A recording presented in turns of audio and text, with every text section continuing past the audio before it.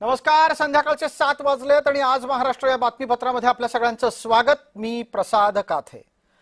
पहिली बातमी येते ती अजित पवार यांच्या निधनाच्या अनुषंगाने झालेल्या दाव्या प्रतिदाव्यांची। रोहित पवार यांनी एक अत्यंत खळबळजनक दावा करत असं म्हटलेलं आहे की अजित पवार यांच्या घराबाहेर काळी जादू केली गेल्याची शक्यता आहे। दरम्यान या निमित्ताने आलेला नवा तपशीलही आपण बघायला हवा।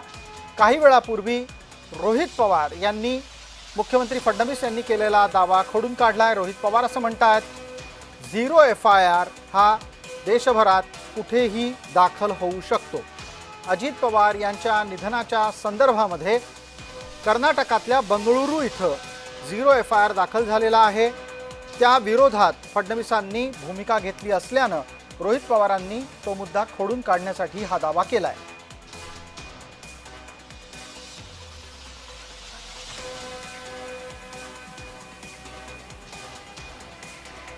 एफआयआर आहे हा घेण्याचा अधिकारच कर्नाटकला नाही।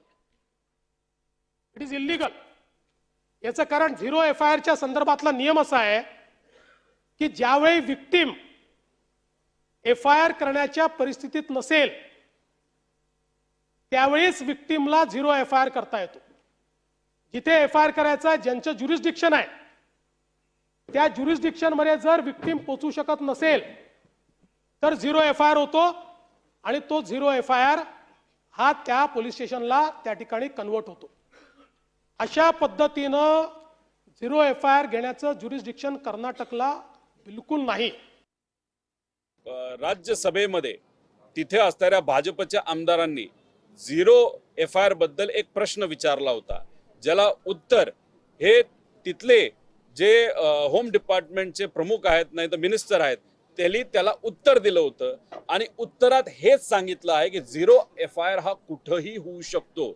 उत्तर प्रदेश सरकार जी भाजपची सरकार आहे त्यांनी सुद्धा सर्क्युलर अशाच पद्धतीचा तिथं काढलेला आहे।